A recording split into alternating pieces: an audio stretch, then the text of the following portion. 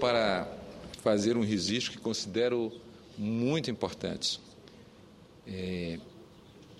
A decisão das Nações Unidas, na quinta-feira passada, dia 29 de novembro, Dia Internacional de Defesa da Causa Palestina, e que tem uma referência histórica, porque trata-se da data em que os dois estados foram criados em 1947, o Estado de Israel e o Estado da Palestina, mas pela força das armas, do arbítrio e da violência, apenas um Estado prevaleceu até o presente instante, que foi o Estado de Israel. Agora, de uma forma, eu considero assim, hábil, e sem dar nenhum tiro no plenário das Nações Unidas, apesar das escaramuças na faixa de Gaza, entre Israel e a Palestina, e naquela região do Oriente Médio, de forma hábil, a Palestina conseguiu 138 votos favoráveis à sua causa, 41 abstenções e apenas 9 votos contra. Entre esses votos contra, do Estado de Israel, Estados Unidos e Canadá, lastimavelmente. Um país das dimensões dos Estados Unidos não conseguiu compreender a grandeza do gesto que as Nações Unidas acabavam de realizar, em busca da paz naquela região do Oriente Médio, estabelecer a existência do Estado palestino. E destaco com relevância a intervenção da representante do Brasil junto às Nações Unidas durante o debate sobre a concessão de status de Estado observador não membro à Palestina. A intervenção foi feita pela nossa embaixadora, Maria Luísa Ribeiro Viotti, que praticamente esta foi a sua última missão, na missão brasileira frente às Nações Unidas. E ela fecha, então, com um saldo extraordinário a sua atividade de embaixadora nas Nações Unidas, ganhando com isso condições de estar representando o Brasil em qualquer lugar do mundo e, se for o caso mesmo, no próprio Itamaraty. Mas eu vejo nesse sentido e quero deixar registrado aqui nos anais a sua intervenção da nossa embaixadora para um registro da história, porque considerei muito importante sempre as suas posições e especialmente a sua posição em defesa da causa palestina, que é uma causa, digamos assim, do mundo civilizado, do mundo que luta, defende e busca a paz para que o progresso e o desenvolvimento possam acontecer em todas as suas regiões. Dito isso e dando os parabéns ao povo palestino, ao seu embaixador Ibrahim aqui no Brasil, que muito tem trabalhado para a causa palestina, eu volto para a causa nossa, nacional, para fazer referência a uma discussão que nós estamos travando no Brasil desde muito, que é exatamente a causa do petróleo, uma luta histórica do povo brasileiro, uma campanha extraordinária do petróleo é nosso. Esse petróleo, primeiro foi dito que nós não tínhamos, depois nós o descobrimos, depois disseram que tinha, mas a gente não tinha capacidade de explorar. Nós exploramos essa riqueza, construímos uma das maiores empresas do mundo, que é a Petróleo Brasileiro S.A., a Petrobras, hoje dirigida também por uma mulher, a doutora Graça Foster. Depois descobrimos o petróleo no mar, depois de descobri-lo no mar, descobrimos o petróleo na camada do pré-sal. Isso abriu uma discussão nova no Congresso Nacional a respeito do que fazer e que marco regulatório deveria ser estabelecido diante de uma riqueza tão palpável, tão fácil de ser subtraída daquelas regiões. Essas jazidas poderiam ser localizadas facilmente com grande quantidade de óleo e de gás. Antes, o marco regulatório era como uma espécie de contrato de risco aliviado.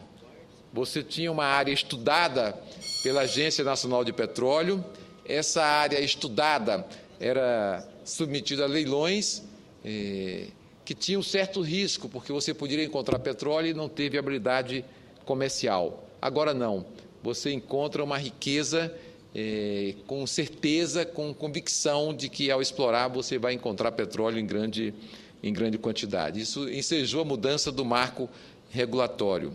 E nós trabalhamos aqui, num debate que vem de muitos anos, a ideia do que fazer com essa riqueza extraordinária, para não ficarmos nas mesmas condições de vizinhos nossos. O caso mais exemplar e modelar é exatamente o da Venezuela, que foi examinado por um brasileiro, Celso Furtado, que examinou, disse: olha, esse país é muito rico, tem muito petróleo, mas se ele não souber o que fazer com o petróleo, o povo vai continuar na miséria e alguns poucos vão ficar bilionários e até trilionários com o petróleo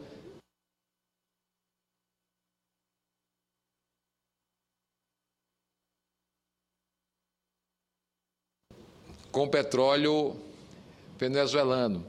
Então, o debate nosso abriu uma discussão em torno, primeiro, da distribuição de royalties, segundo, como fazer com os royalties, e criado o Fundo Social do Pré-Sal, o que fazer com esse Fundo Social. Nós apresentamos aqui, diante de um debate que envolveu vários senadores, entre estes está aqui o senador Cristóvão Buarque, que tem várias iniciativas nessa área de como usar bem os royalties em defesa da nação brasileira, direcionando significativamente para a educação, para a formação do povo. É muito interessante porque agora parece haver um convencimento do governo brasileiro. E esse convencimento ele tem que considerar uma série de iniciativas que passaram por este parlamento, passaram por este Congresso. Acho que o senador Cristóvão, eu mesmo fiz uma proposta de emenda no marco regulatório do Fundo Social do Pré-Sal, dizendo o seguinte: os recursos, 50% deveriam ir para a educação e para a educação básica especialmente, que pega da creche até o ensino médio. Essa destinação foi aprovada pelo plenário do Senado, foi aprovada pelo plenário da Câmara dos Deputados e, infelizmente, por pressão da Fazenda, na época, equivocadamente, do Ministério de Ciência e Tecnologia, equivocadamente, se estabeleceu um veto presidencial à destinação dos 50% do Fundo Social do Pré-Sal para a educação. Agora tramita aqui, como projeto de lei de minha autoria, tendo sido aprovado por unanimidade na Comissão de Educação. Este projeto está agora na Comissão de Assuntos Econômicos. E vi com muita felicidade o governo anunciar que deverá regulamentar por medida provisória esta iniciativa do Congresso Nacional. Eu considero muito positivo. Acho que o governo compreendeu que essa riqueza não pode ser deixada de lado sem ter um emprego razoável, sem que a gente destine esses recursos para a educação, para deixar um grande legado. Nós não devemos deixar um pequeno legado desta riqueza, nós devemos deixar um grande legado. Eu compreendo perfeitamente. Se o governo quer acelerar o passo e quer mandar por medida provisória, eu estou de pleno acordo, que mande logo. Já devia ter mandado. Aliás, bastava não ter vetado uma parte desse desígnio de destinar para a educação, que já estaria resolvido o assunto. Mas eu considero muito importante que o governo, por uma questão de honestidade intelectual do governo, que ele examine as propostas que estão em curso no Congresso Nacional. Aqui está uma proposta do senador Cristóvão. Você pode gostar ou não gostar, mas ela está. Então precisa ser examinada, considerada e respeitada. Acho que é assim que nós devemos fazer. É assim que é correto fazer. É dar o crédito, digamos que a Deus o que é de Deus e a César o que é de César. Eu acho que é correto que façamos isso para que fique bem compreendido, bem dito para o povo brasileiro, que este plenário e que este Congresso Nacional trabalham não unanimemente, porque não houve unanimidade em relação a essa matéria, tanto na Câmara como no Senado. Não houve unanimidade, mas que esta Casa trabalha com a presença de um número razoável de senadores e na Câmara razoável de deputados federais na defesa de que os recursos dessa riqueza do petróleo sejam destinados para a educação e para a formação do povo brasileiro. Acho que aqui é preciso que a gente diga isso e que agora a gente diga alto e bom som. A presidente Dilma assumiu essa bandeira como compromisso seu, que vai levar isso como marca para a sua história. E eu requeiro os royalties do pré-sal dos municípios, dos estados e da União Federal. A União não pode dizer que Fortaleza destine os recursos dos royalties para a educação, que o estado do Ceará, que recebe pouco, destine para a educação, e ela fica fora. Quer dizer, não podemos fazer cortesia com o chapéu alheio sempre. Isso não dá certo.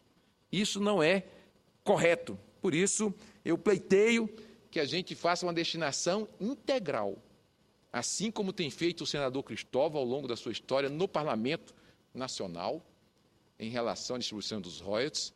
A minha proposta é que